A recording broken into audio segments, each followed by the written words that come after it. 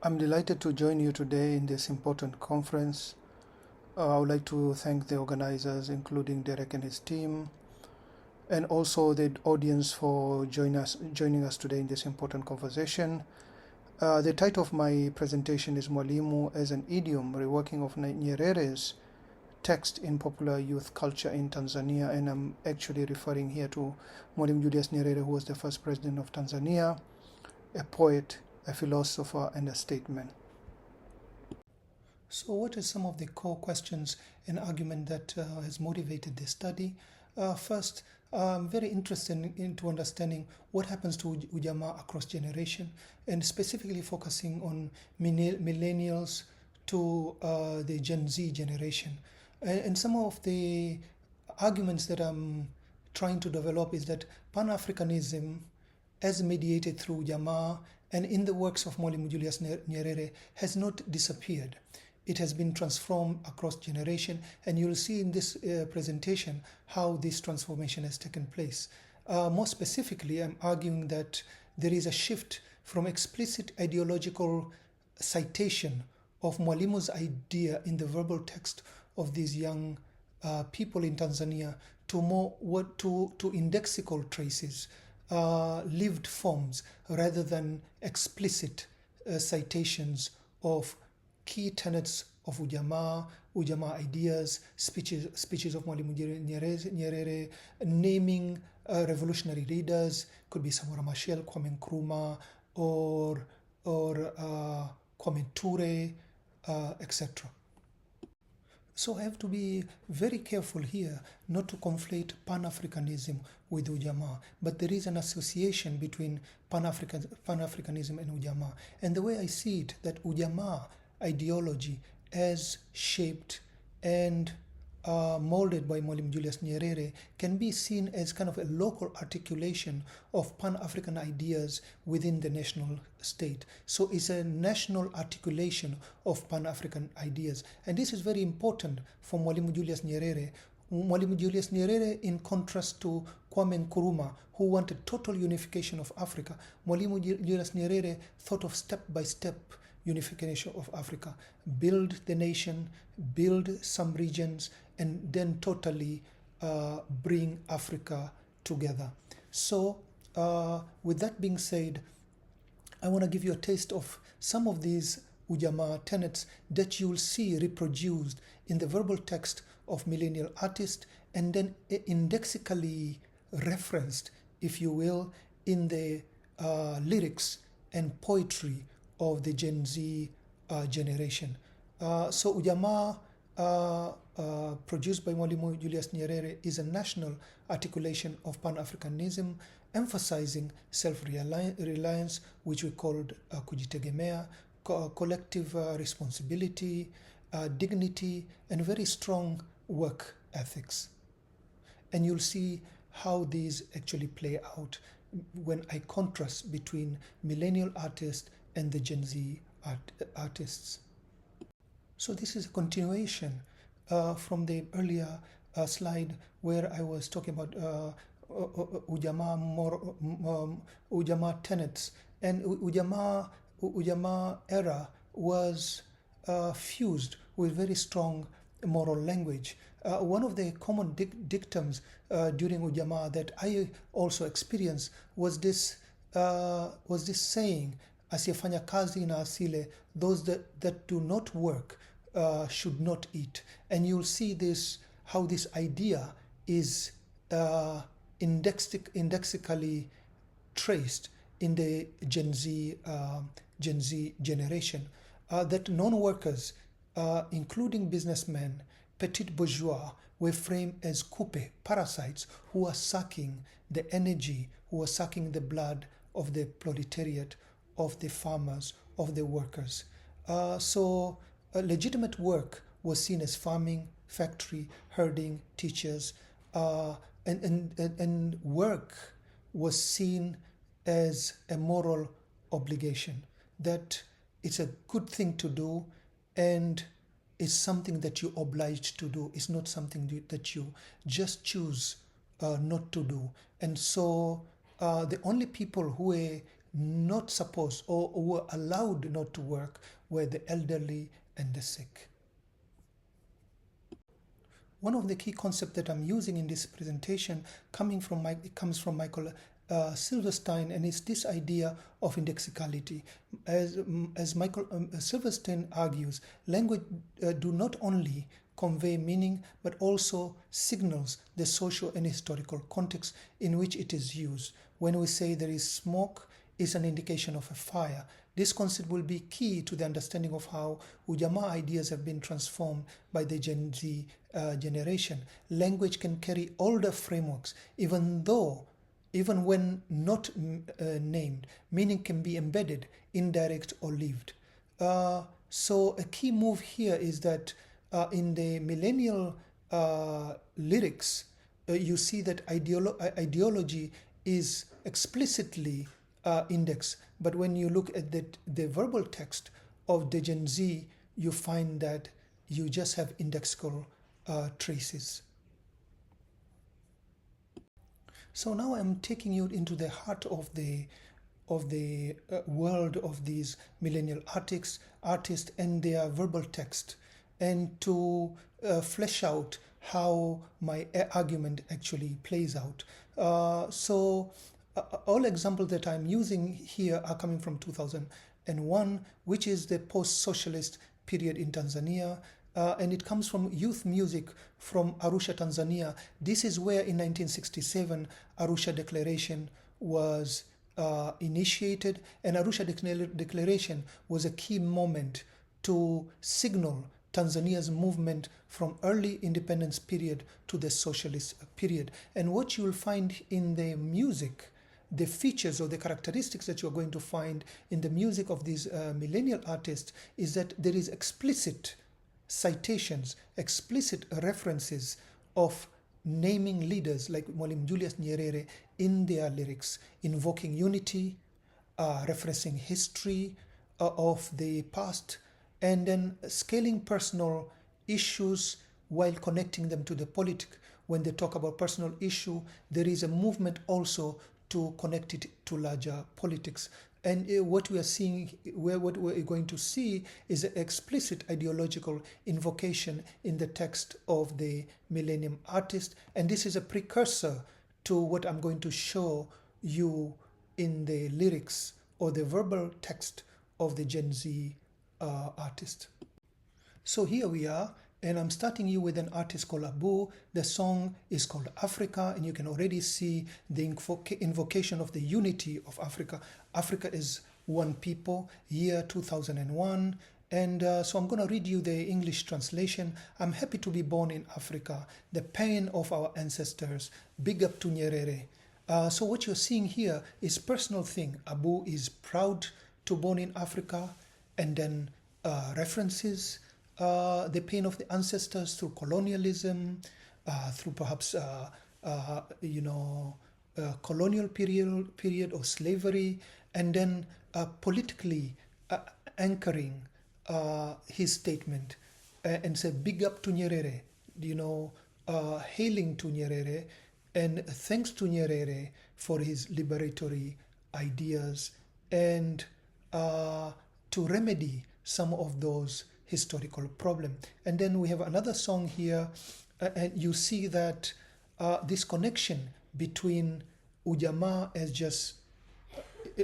just a kind of a national articulation of Pan-Africanism with Pan-Africa, that Ujamaa was not just a localized ideology. It was really part and parcel of Pan-Africanism. And the lyrics here is that not only Africans at home, if we unite, we will be strong, that we all have to be together. Unity here is emphasized, and unity is a kind of an ideological project that has to be pursued from nation to East African Confederation, and lastly to the rest of Africa. And then lastly is very interesting also how Mwalimu's ideas or Ujamaa ideas also operated as a moral benchmark, as a critique. And here you see the artist Chakalito saying revolution has been sold, the nation is being entertained. That the revolution that Mwalimu Julius Nyerere put us through, the program that he has put us through in the year 2001 is not that revolution. The nation is just being entertained. Authenticity is lost, or we are deviating from the true spirit and the true ideals of Ujamaa philosophy as championed by Mwalimu Julius Nyerere. In contrast to millennial artists, you will notice that Gen Z artists articulate these concerns or rework or incorporate Mwalimu ideas in a different form. Their focus is on street life, survival, relationship, and so what we are going to see here is that there is no explicit ideological citation, no naming of leaders explicitly, no direct invocation of ideas like kujitegemea, which is self-reliance, or ideas of collective living, which is the idea of Ujamaa itself, or gestures to Africa to unite, or appealing even to the support of oppressed and revolutionary communities around the world, for example, China, Cuba, the Soviet Union, and other socialist states. And this is and this shows what I've called indexical traces. Most of the way the channel Ujamaa's ideas are grounded in lived experience. They are indirect and indexical, meaning that they are not explicit. So here we are finally with the verbal text of 3 Gen Z examples. So the first artist that we're going to look at is Tejo Gang. The song is called Mkao, which means sitting, and you'll see here in the English lyrics, he says, "Work is work. I don't want things without foundation. I position myself in the hustle. Labor is seen as necessity." And what I'm arguing here is that, yes, he's talking about work. He's not linking, for example, how in Ujamaa era that the Tanzanian population was put in collective villages and work was very important thing to do. Productivity was very important. And if you remember, one of the Ujamaa's dictum is that a person who does not work does not eat. Okay, so labor here is necessarily a necessity, and is an indexical trace of the Ujamaa era work ethics. And if you remember even the pictures I showed you before, Mwalimu, in most pictures, Mwalimu is shown to be working in the farm, building schools, lifting a brick, etc. I'm going to take you to a second example where the artist from Udangang says, "The day ends without earning even a shilling. Time is not my friend." So you see here the ideas about survivals are very prominent, and I analyzed together with a Tanzanian student about 60 songs. So these are recurring themes in Gen Z lyrics, but also that time is almost like an enemy. Time is not on their side, that I have to work hard, and time is limited, and time progresses, and I've not fulfilled my dreams, or I've not fulfilled my goals. And also notice the names here: Tejo Gang, Udan Gang, Waladi family. I'll make a point about social organization and how social organization and the naming convention as a form of indexical traces. So here we have an interesting example. It's about love. Love is more dangerous than alcohol. She sold everything and is left with pain. Love as a risk, love as a consequence. And this is very interesting because in Ujamaa, love was not expressed in performances, in songs, in cartoons, in novels, as just a personal thing.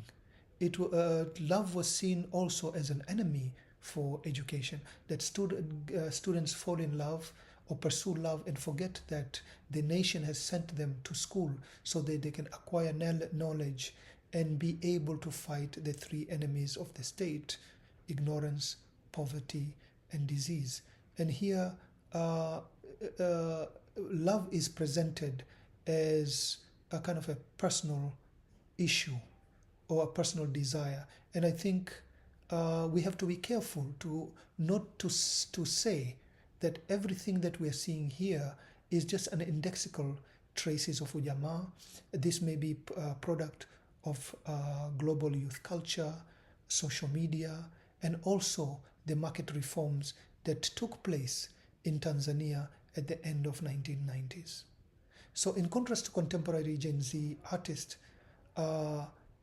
in contrast to millennial artists, contemporary Gen Z artists articulate these concerns in a very different manner. So some of the key insights here, as I move you to the verbal text themselves, Gen Z do not name ideology or invoke Pan-Africanism directly, but it does reproduce moral orientation. And by moral orientation, I mean here certain evaluation of what life should be, how one should live, what is a good thing to pursue, and not necessarily what is right or wrong, through references to labor, endurance, and responsibility. These are what I call the indexical traces of Ujamaa. So Chakalito says, Chakalito, one of the millennial artists that I interviewed in the study, says Ujamaa influence is inevitable, even if not cited explicitly, because the legacy of Ujamaa is so deeply embedded. So artists still invoke Ujamaa, and I'm talking about Gen Z artists, still invoke Ujamaa through family social organizations. So you'll notice that some of their names are called Udan clan,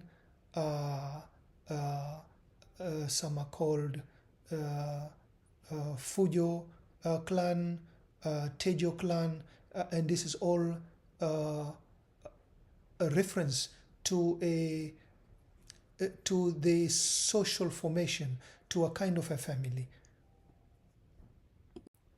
In conclusion, I want to revisit an idea that was just in the last paragraph, where I told you that some of these names are very interesting: Tejo clan, Udan gang, Korofi gang, because they invoke kinship ties, they invoke the idea of a family. And remember, the translation of Ujamaa actually is very close to the idea of the family, because Jamaa means brethren, Ujamaa means kinship. And so when I was interviewing Chakalito, who you saw his lyrics, the millennial artist, he told me this way of naming groups as family, as clans, as gangs, and this is not a gang in terms of like gangs you see in America. This is a gang as a collective, a social collective, reminded him of back in the days when they were millennials. They also had the same kind of naming convention. And one other very interesting thing that I think also may be seen as indexical traces is that most of these Arusha artists, not all, do not sing alone. They are part of a kinship, they are part of a family. So in conclusion, Gen Z lacks explicit references of Ujamaa philosophy, tenets. Remember the naming of leaders, for example, gesturing to the unity of Africa, explicitly naming Mwalimu Nyerere, or sprinkling certain principles of Ujamaa, such as kujitegemea, kuishi pamoja, or the three enemies of the state. Nor do you see a kind of a direct continuity from millennium. Instead, Gen Z lyrics are transformation from ideology to language and practice and social ways of being. So Pan-Africanism is no longer explicitly declared, but is still lived, and we continue to find it in how artists speak, how they work, and how they organize themselves in families. Thank you very much for your time and your attention. And we have some Tanzanian PhD students in the audience who can tell you a little bit more and give you some of their insights on what they think about this transformation. And I'll end here. Asante sana. Thank you very much.